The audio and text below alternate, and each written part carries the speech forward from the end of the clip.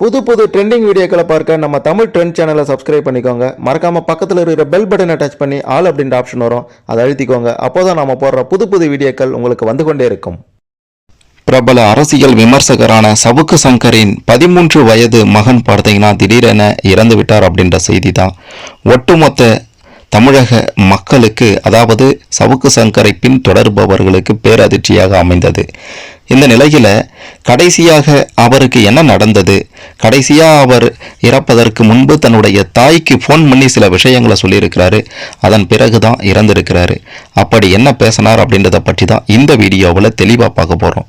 அதுக்கு முன்னாடி சவுக்கு சங்கரினுடைய மகனின் ஆன்மா சாந்தி அடையணும் அப்படின்ட்டு நினைக்கிறவங்க இந்த வீடியோவுக்கு மறக்காம ஒரு லைக் கொடுத்துக்கோங்க. சரி, வாங்க வீடியோக்குள்ளார போகலாம். விழுப்புரம் மாவட்டம் மரக்காணம் அருகே நடுக்குப்பம் அப்படின்ற ஒரு கிராமத்தை சேர்ந்தவங்க தான் சவுக்கு சங்கரின் மனைவி ஆர்த்தி. சவுக்கு சங்கருக்கும் அவருடைய மனைவிக்கும் திருமணம் ஆகி கிட்டத்தட்ட 15 வருடங்களுக்கு மேல் ஆகின்றது. கடந்த 10 வருடங்களாக பிரிந்து வாழ்ந்துட்டு இருக்காங்க. இந்த தம்பதிகளுக்கு, சவுக்கு சங்கர் ஆர்த்தி தம்பதியினருக்கு 13 வயதில் டியோ யாழிசை என்ற ஒரு மகன் இருக்கிறாரு. இந்த டியோ யாழிசை ஆர்த்தியின் தாய் தந்தை வீட்டில் வசித்துட்டு வராரு. அந்த நடுக்குப்பம் என்ற கிராமத்தில் வசித்துட்டு வராரு. இந்த நிலையில ஆகஸ்ட் 5ஆம் தேதி பள்ளிக்கு செல்வதாக வீட்டுக்கு பின்புறம் போனவர் திரும்பல. அதன் பிறகு அங்க போய் பார்க்கும்போது அவர் இறந்திருக்கார் அப்படின்ற தகவல் வெளியானது. அதன் பிறகு பார்த்தீங்கன்னா பல விசாரணைகள் நடந்தது. அது இதுன்னு ஏகப்பட்ட சட்ட ரீதியான நடவடிக்கைகள்லாம் மேற்கொள்ளப்பட்டது. சரி, அதெல்லாம் இருக்கட்டும். கடைசியாக அவருக்கு என்ன நடந்தது அப்படின்ட்டு கேட்டிங்கன்னா, ஜேசிஜி அப்படின்ற ஒரு பள்ளியில், மரக்காணம் அருகே இருக்கக்கூடிய ஒரு தனியார் பள்ளியில் இந்த டியோ யாழிசை படித்து வந்திருக்கிறாரு. டியோ யாழிசை பார்த்தீங்கன்னா தாத்தா வீட்டில், பாட்டி தாத்தா வீட்டில் இருக்கிறாரு. தாய் சென்னையில் வழக்கறிஞராக பணிபுரிகிறாங்க, அங்கவே வசித்து கொண்டிருக்காங்க. இன்னொரு பக்கம் சவுக்கு சங்கரும் தனியாக வாழ்ந்துட்டு இருக்கிறாரு.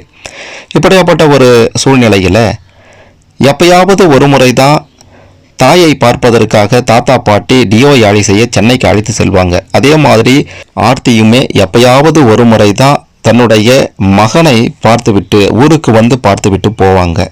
இந்த நிலையில கடந்த சில மாதங்களாகவே மிக பெரும் மன உளைச்சல்ல டியோ யாழிசை இருந்திருக்கான்.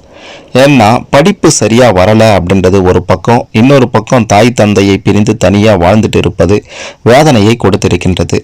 சரி, கடைசியாக மறைவதற்கு, இறப்பதற்கு முன்பு தன்னுடைய தாயிடம் போனில் தொடர்பு கொண்டு என்ன பேசினான் அப்படின்ற தகவலும் வெளியாகி இருக்கின்றது. அதாவது டியோ யாழிசைக்கு பள்ளிக்கு செல்ல விருப்பம் இல்லையா, வீட்டில் இருந்தபடியே ஹோம் ஸ்கூலிங் முறையில் படிக்க விரும்பி இருக்கான். சம்பவம் நடைபெறுவதற்கு முன்பு அவன் தன்னுடைய தாய்க்கு ஃபோன் பண்ணி பேசியிருக்கான். பள்ளிக்கு செல்ல விருப்பம் இல்லை என்றும் வீட்டிலிருந்தே தான் படிக்க வேண்டும் அப்படின்ற மாதிரி அனுமதி கேட்டிருக்கான்.